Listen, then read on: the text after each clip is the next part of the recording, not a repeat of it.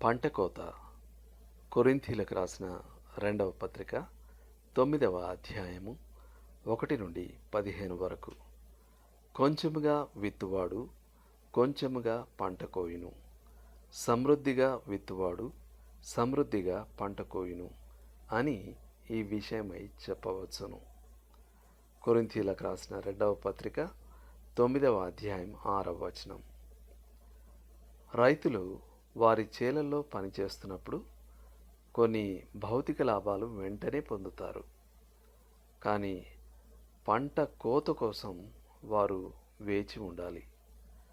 కృపచే పురికొల్పబడిన క్రైస్తవులు వారి జీవితాలలో, గుణశీలాల్లో వ్యక్తిగతంగా సుసంపన్నులవుతారు. వారి సుసంపన్నత పరులకు మేలు చేస్తుంది. ఇతరులు ఆయనకు కృతజ్ఞతలు చెల్లిస్తూ ఉంటే అంతిమంగా దేవునికి మహిమ కలుగుతుంది. కృపా దాతృత్వం మనకు గొప్పదనాన్ని తేదని ఎత్తి చూపడానికి పౌలు జాగ్రత్త పడ్డాడు. అది దేవునికి కృతజ్ఞతాస్తుతిని తెస్తుంది. దేవుడు మన ద్వారా ఇతరుల అక్కరలు తీరుస్తాడు. మనం మరెక్కువ ధారాళంగా ఇవ్వగలిగేలా దేవుడు మనల్ని సుసంపన్నుల్ని చేస్తాడు. కొరింథీలకు రాసిన 2వ పత్రిక 9వ అధ్యాయము 8 నుండి 11 వరకు.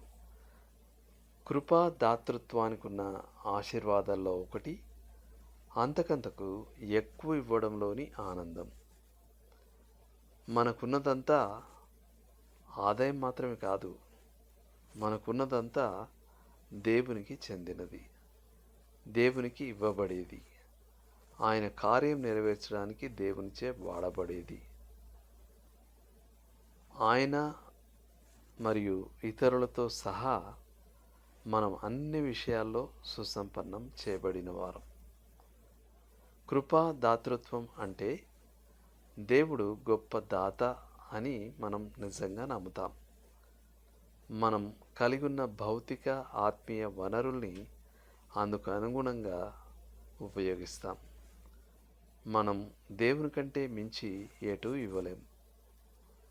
మీరు లోతుగా ఆలోచించాల్సిన విషయం. మీరు సంఘానికి ఇచ్చినప్పుడు ఏ మేరకు మీరు ఖచ్చితమైన, బహుశా సత్వర ఫలితాల్ని చూడగోరుతారు? ఇవ్వాలని మీకు కలిగిన ప్రేరణ గురించి ఇది ఏం చెప్తుంది? ఆమేన్.